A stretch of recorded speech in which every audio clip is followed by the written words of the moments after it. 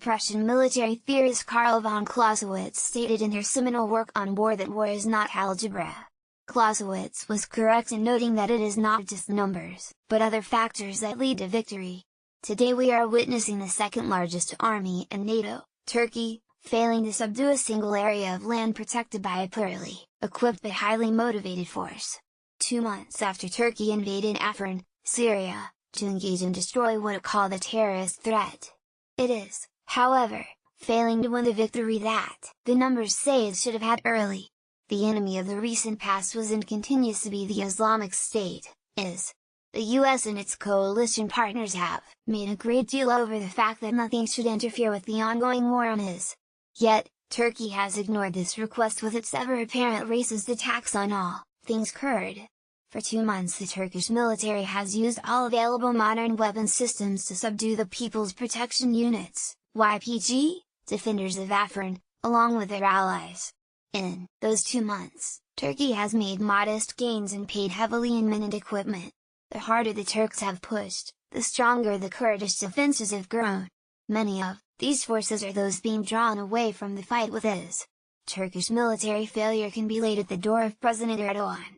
For years he developed what could be labeled a coup-proof military by culling out the old secular leadership and culture and replacing it with loyalists. Not satisfied with this, and following the so-called Gulen-inspired coup attempt, he further purged the army of any suspect military officer. It will be recalled that Stalin did much the same to the Soviet army just prior to World War II and paid a dear price for the loss of experience. The terrain around Afrin should be favorable for armor and mechanized infantry operations, yet the YPG has effectively blundered attacks, and, while giving up ground, has recaptured land and villages. This is not new to the world. The most famous case of this type of military fumble is the US in Vietnam. The world's most powerful army could not defeat a peasant force of irregular guerrillas. The US failed to learn from France, another experienced army who could not rein in a smaller force, either in Vietnam or later in Algeria. Russia could not bring the Taliban to heel in Afghanistan, and the US is still trying to do so. This brings us back to the Turks in Syria. The Turks have been in an active conflict with the Kurdistan Workers' Party, PKK, since 1978, and have had very little success on the battlefront. While calling the YPG an active part of the PKK, the Turkish government is continuing its failed military policy. Unlike the PKK, the YPG has never engaged in military operations inside of Turkey.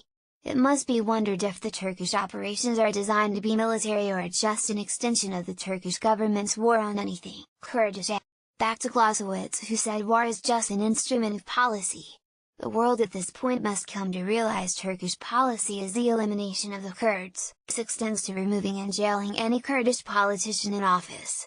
It has now extended to chasing the former Democratic Union Party, PYD, leader, Salih Muslim, around Europe, trying to get some countries to extradite him to Turkey on terrorism charges. These activities would be funny, were it not for the fact that they show the backward slide of Turkey, from a secular republic to a one-man dictatorship. The Turks must now, however, face up to the inevitable. They cannot militarily defeat the Syrian Kurds. They can take land and execute civilians, but they will be in a war for the long haul that will drain them of national resources. To add to this, they are losing, or have lost, international support.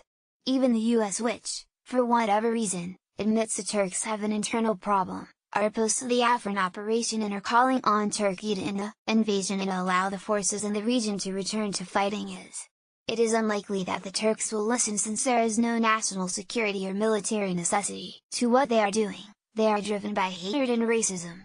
Hopefully, the West can openly admit that point and force an end. If not, Turkey will leave Syria, much the same way the US left Vietnam. Paul Davis is a retired U.S. Army military intelligence officer.